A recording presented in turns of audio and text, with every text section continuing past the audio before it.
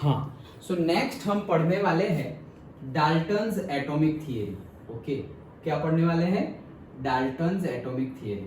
अब हमने बहुत कुछ पढ़ लिया है already, law of chemical combinations भी पढ़ लिए।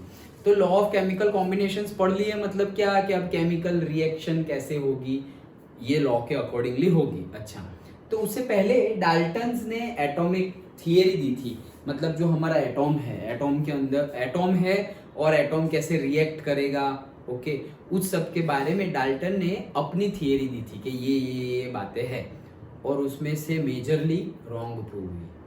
मेजरली क्या हुई? रॉन्ग प्रूव हुई। जब एवोगैड्रो ने बोला था, ये जो एवोगैड्रोस लॉ भी हमने अभी पढ़ा, क्या कि सेम टेम्परेचर सेम प्रेशर पर अगर दो वॉल्यूम हमने सेम लिए तो वो जो गैसेस में, वो दोनों गैसेस में नंबर ऑफ मॉलिक्यूल्स होंगे वो क्या होंगे? सेम होंगे।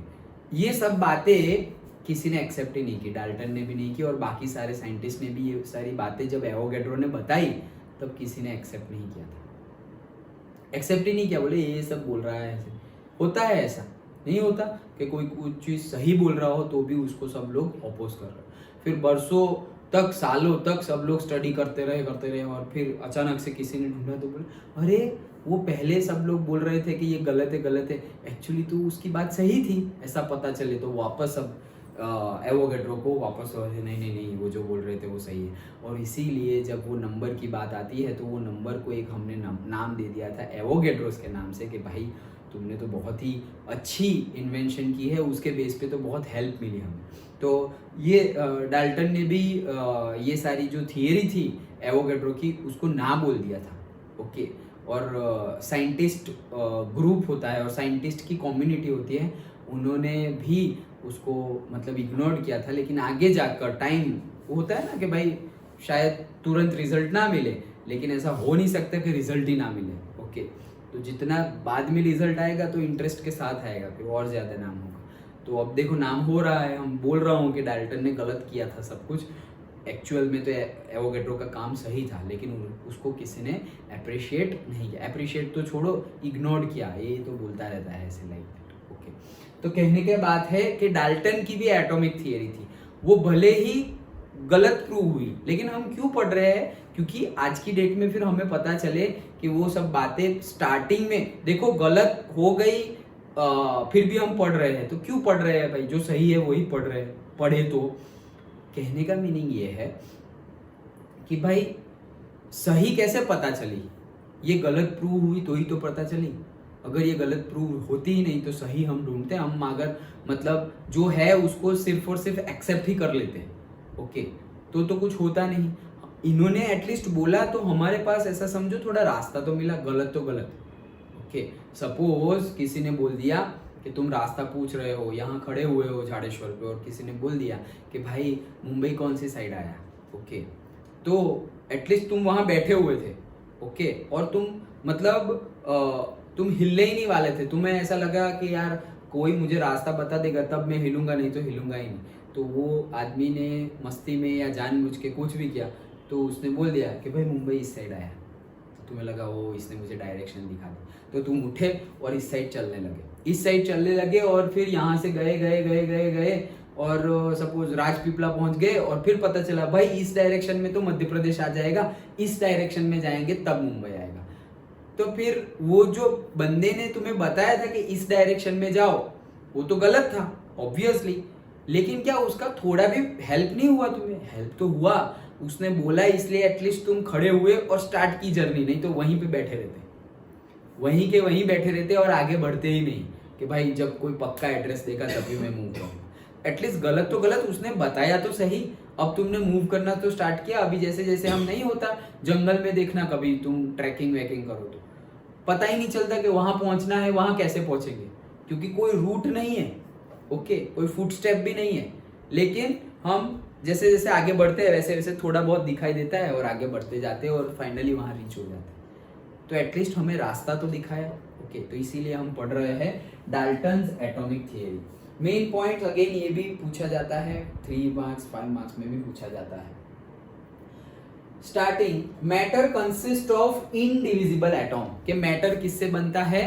इनडिविजिबल एटॉम से बनता है। कहने का मीनिंग क्या है कि मैटर ऐसे एटॉम से बना हुआ है जिसको हम तोड़ नहीं सकते। इनडिविजिबल, डिविजिबल मतलब जिसे तोड़ सके, इनडिविजिबल मतलब जिसको तोड़ ना सके। वैसे ये बात तो ऑब्वियसली हमें भी पता है, अब तो गलत प्रूव हो गई है। मैटर एटॉम को तो तोड़ सकते हैं, अब एटॉम से भी छोटे हैं हमारे पास, प्रोटॉन है, न्यूट्रॉन है, इलेक्ट्रॉन है, फिर कप्पा मैसॉन, जीटा मैसॉन, बहुत सारे हैं। ये तो हम सिर्फ 3 मेन समझ रहे हैं जिसके बेस पे सब हो रहा है, वो हम पढ़ रहे हैं। सिर्फ प्रोटॉन, न्यूट्रॉन, इलेक्ट्रॉन। ऐसा नहीं है कि एटॉम के अंदर ये 3 ही है, बहुत सारे पार्टिकल्स हैं। ओके, बट इंपॉर्टेंट हमने ये 3 को दिया है। अंडरस्टूड? अदरवाइज तुम डिटेल्ड में word to word, line to line पढ़ोगे तो तुम्हें सारे वर्डिंग्स पता चलेंगे। Okay, kappa meson, chi meson, zeta meson, ऐसे सब नाम है। ओके, 11th-12th में तुम पढ़ते रहोगे तो तुम्हें फैमिलियर हो जाओगे। एक ये पढ़ने से याद आया कि एक एक्टिविटी हमें करनी है चैप्टर रीडिंग की। ओके, जो पहले हमने की थी क्लास 9th के एंड में और 10th के स्टार्टिंग में, फिर हमने नहीं की थी चैप्टर रीडिंग की। तुम्हें पूरा चैप्टर पढ़ना है, वो भी 1 सीटिंग में। 1 सीटिंग में मतलब क्या, अभी चैप्टर पढ़ने बैठे, फिर आधा घंटा पढ़ा और फिर बाकी अब रात को पढ़ेंगे, ऐसा नहीं। अभी पढ़ने बैठे, पूरा चैप्टर खत्म हो तभी उठना है। सिर्फ चैप्टर पढ़ना है, सिर्फ पढ़ना है। याद रखने की बात नहीं कर रहा हूँ, याद नहीं रखना है, पढ़ना है। ओके, चैप्टर स्कूल में या ट्यूशन में चला हो तो ही पढ़ना है, वो भी कोई क्राइटेरिया नहीं है। चला हो ना चला हो, सिर्फ पढ़ना है।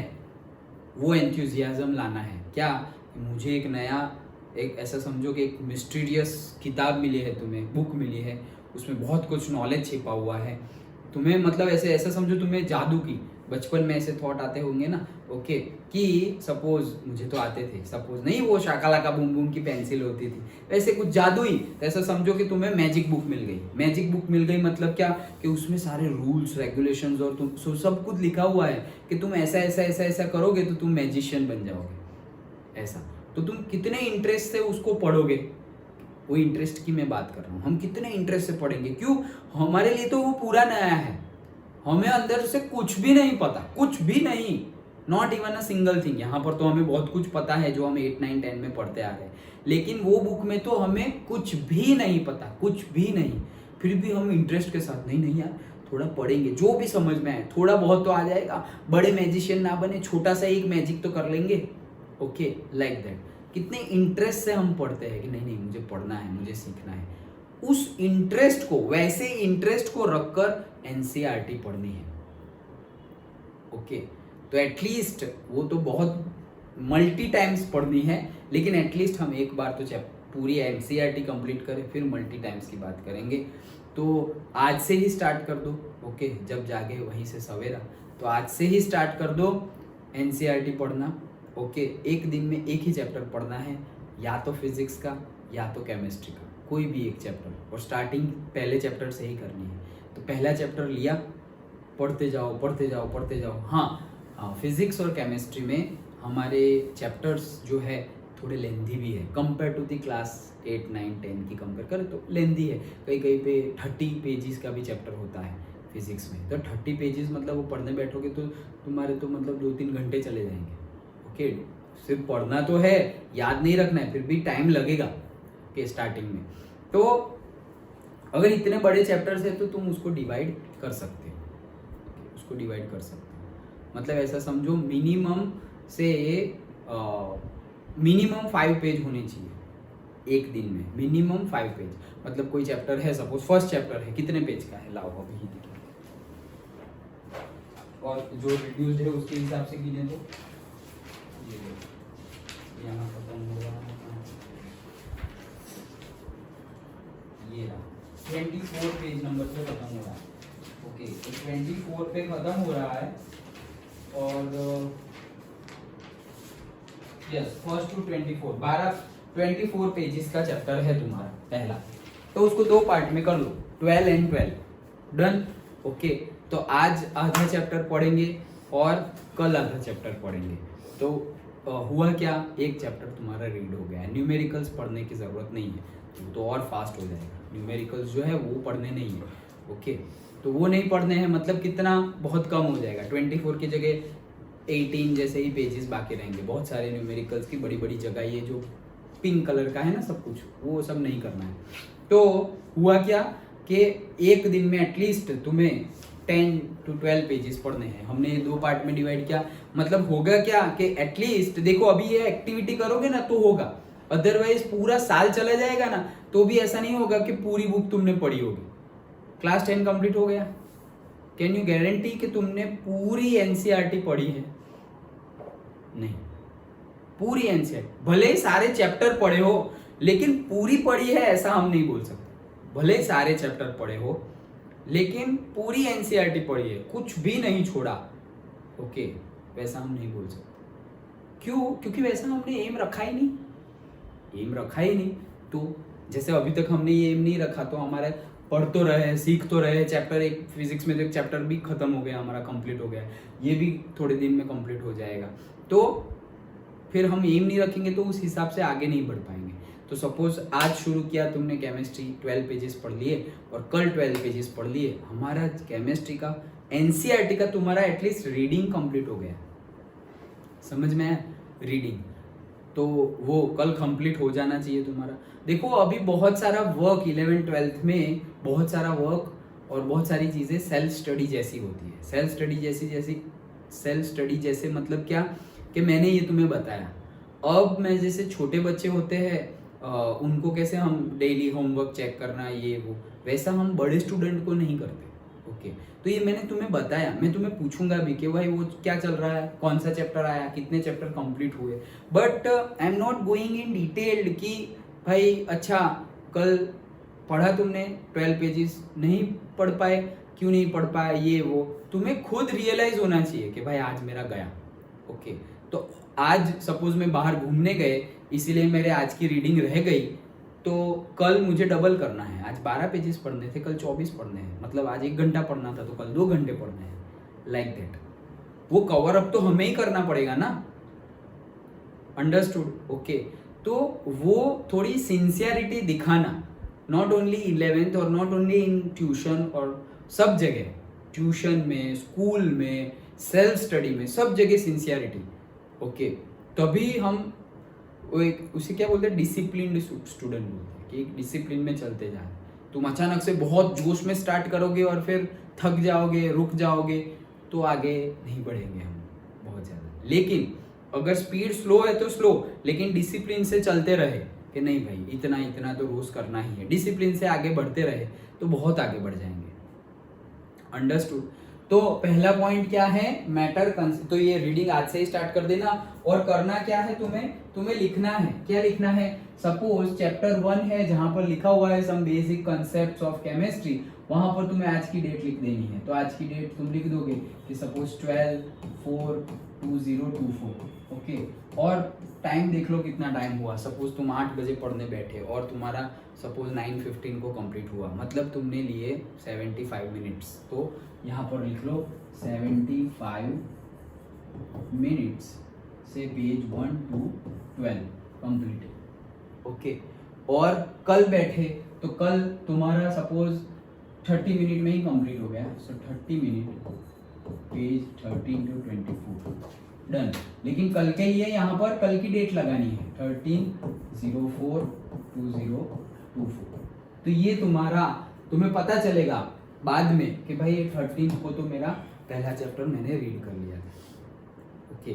फिर वैसे फर्स्ट चैप्टर हो गया, फिर फिजिक्स का फर्स्ट चैप्टर ले लो, फिर वापस केमिस्ट्री का सेकंड ले लो, फिर फिजिक्स का सेकंड ले लो, लाइक दैट। वैसे आगे बढ़ना है। अब दूसरी बार पढ़ोगे ना तो यहाँ पे एक बार हो गया है, तो अब दूसरी बार जब आओगे, जैसे कि तुम इस मंथ के एंड में ही सेकंड बार पढ़ना स्टार्ट कर दिए, तो तुम यहाँ लिखोगे कि 28/4/2024 सेकंड टाइम, यहाँ पर फिर टाइमिंग। अब तुम्हें पता भी चलेगा कि पहली बार 75 मिनट्स हुए थे ना, लेकिन अभी तो 40 मिनट में ही इतना पढ़ लिया तुमने। और दूसरी बार जब या फिर 75 मिनट और से 60 मिनट में तुम पूरा ही चैप्टर पढ़ लोगे। ये दोनों चीजें तुम 60 मिनट में ही पढ़ लो।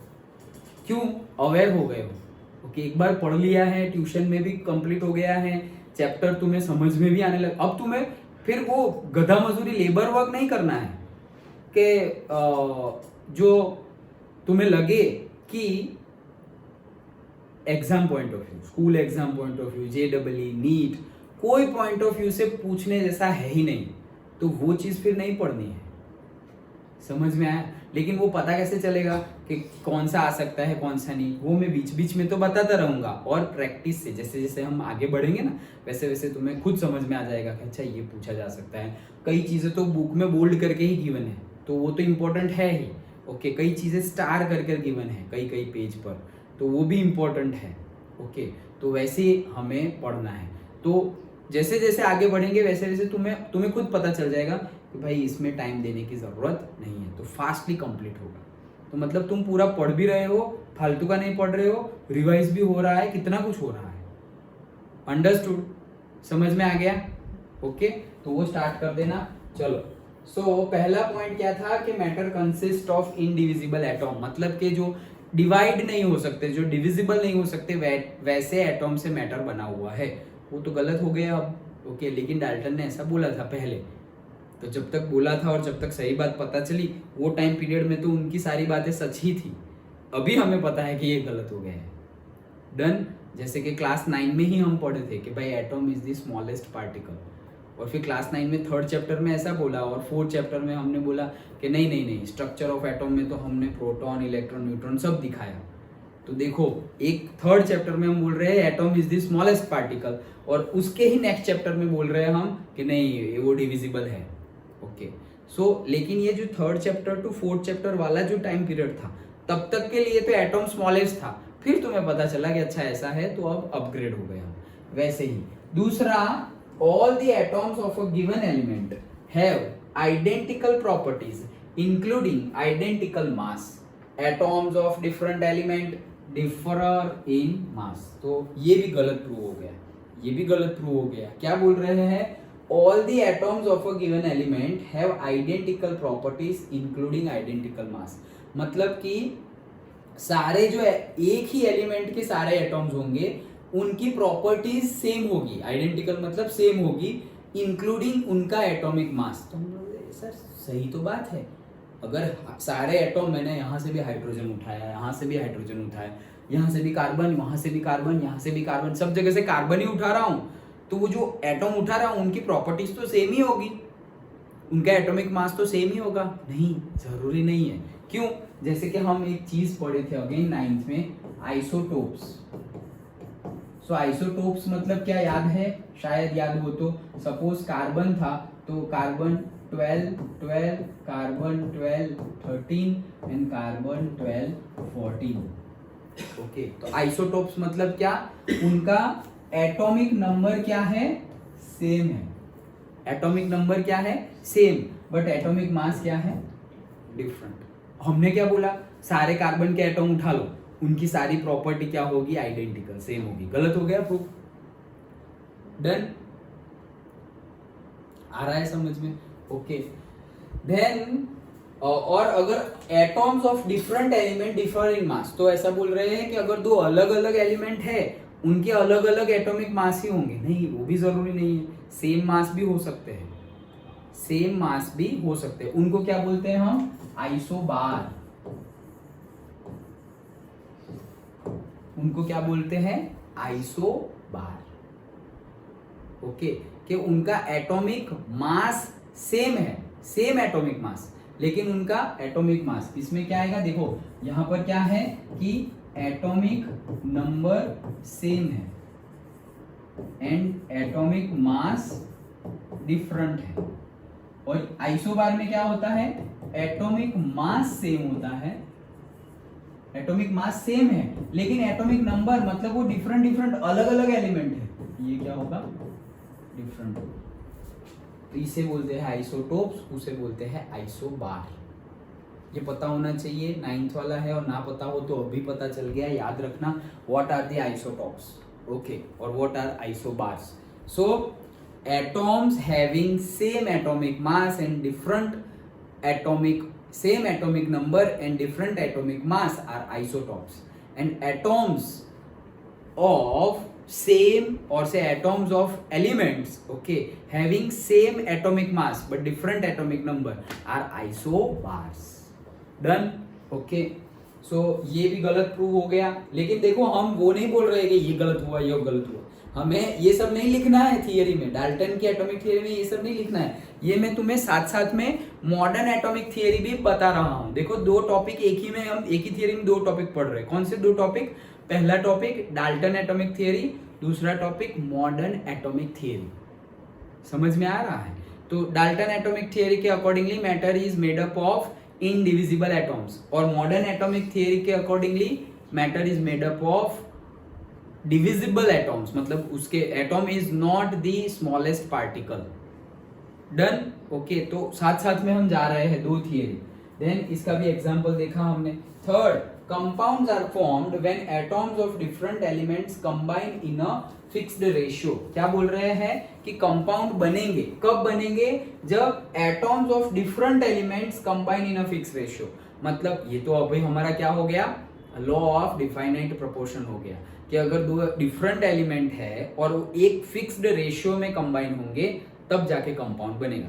थर्ड पॉइंट क्या बोल रहे हैं कि दो डिफरेंट एलिमेंट है, वो एक दूसरे के साथ फिक्स्ड रेशियो में कंबाइंड होंगे तब जाके कंपाउंड बनेगा। ये बात तो सही है लेकिन हमेशा सही नहीं है। क्यों?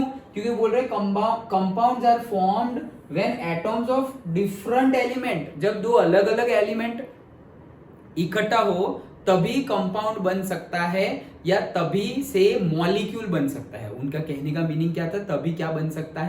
कंपाउंड के लिए तो बात सही है, लेकिन डाल्टन ने बोला था कि मॉलिक्यूल्स कब बनेगा? मॉलिक्यूल्स। कंपाउंड के लिए सेंटेंस तो सही है, लेकिन डाल्टन ने क्या बोला था? मॉलिक्यूल्स कब बनेगा? तो मॉलिक्यूल्स भी तब बनेगा जब दो डिफरेंट एलिमेंट के एटॉम्स एक दूसरे के साथ मिलेंगे। तो दो डिफरेंट एलिमेंट के एटम एक दूसरे के साथ मिलेंगे तो उसे हम क्या बोलेंगे? मॉलिक्यूल। और इन अदर वर्ड्स, दो same atom of same element, दो एटॉम ऑफ सेम एलिमेंट कभी भी एक दूसरे के साथ कंबाइन हो नहीं सकते, ऐसा बोला था डाल्टन ने। मतलब ऑक्सीजन जो है वो ऑक्सीजन के साथ कंबाइन नहीं हो सकता, हाइड्रोजन है वो हाइड्रोजन के साथ कंबाइन नहीं हो सकता। तो ये तो गलत प्रूव हो गया। क्यों? ऑक्सीजन एक्चुअली तो डायटोमिक है, ऑक्सीजन ऑक्सीजन के साथ जुड़ता ही है भाई।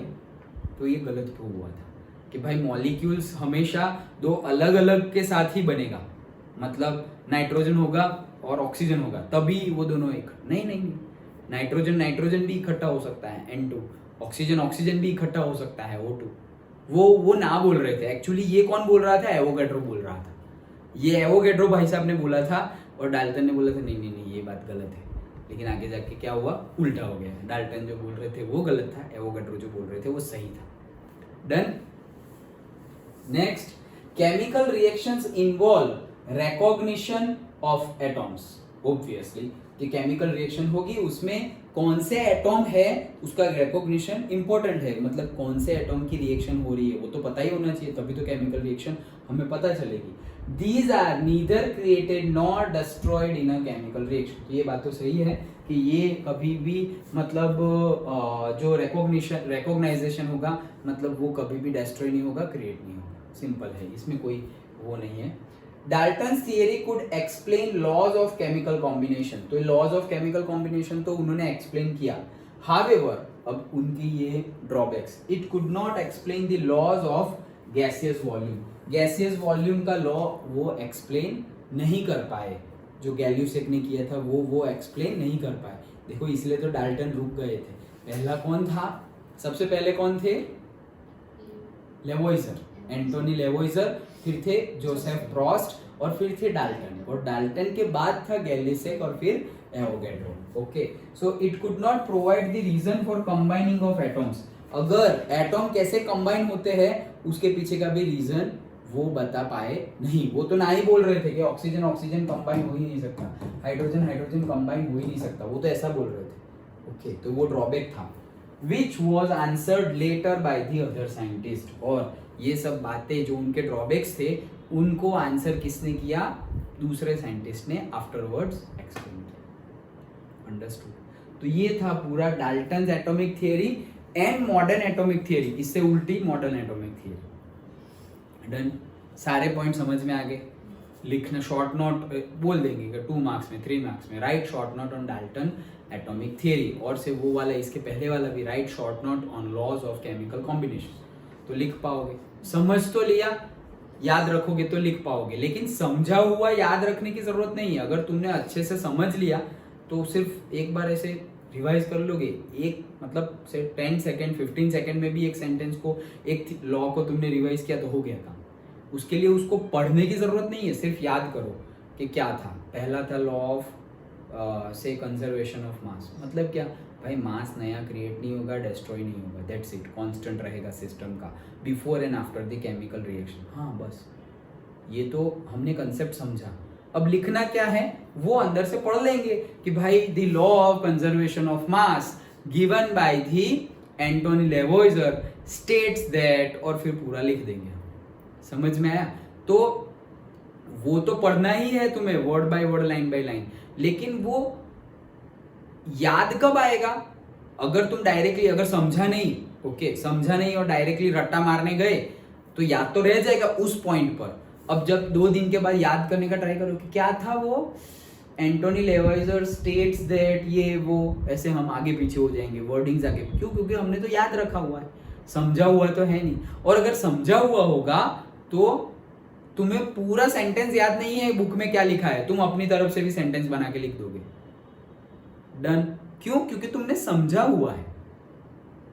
और समझे 11th 12th और आगे जितना भी तुम कॉलेज पढ़ोगे एंड ऑल, अब तुम्हें बहुत बहुत बहुत कम स्कूल और इंस्टीट्यूशंस, यूनिवर्सिटीज ऐसी मिलेगी जो तुम्हारे से एक्सपेक्ट करे कि जो बुक में लिखा है वही तुम लिखो। कंसेप्ट एक्सपेक्ट करेंगे वो लोग, ना कि वर्डिंग्स। कंसेप्ट जो होंगे वो एक्सपेक्ट करेंगे वो, कि अगर तुम्हें कंसेप्ट पता है तो ओके। क्यों? आगे जाके तो ये अभी तक स्कूल में तुम्हें एक बुक है एनसीईआरटी, उसमें से आगे जाके तो रेफरेंस बुक होगी, एक ही टॉपिक के लिए 2-2 3-3 रेफरेंस बुक, एक टॉपिक के लिए, एक चैप्टर के लिए नहीं। सपोज ये एक टॉपिक है डाल्टन्स एटॉमिक थियरी, उसके लिए तुम्हें 2-3 रेफरेंस बुक पढ़नी पड़ेगी। अब सब में कुछ ना कुछ अलग अलग लिखा होगा, तो तुम कितना रटोगे और कौन सा लिखोगे, कौन सा सही है? सब कुछ सही है, कंसेप्ट ही सही है भाई। अंदर ग्रामेटिकली उन्होंने कोई भी वर्ड्स यूज किए हो, हमें तो कंसेप्ट से लेना देना है। डन। सो ये था पूरा डाल्टन्स एटॉमिक थियरी। अंडरस्टूड? पक्का समझ में आ गया? श्योर?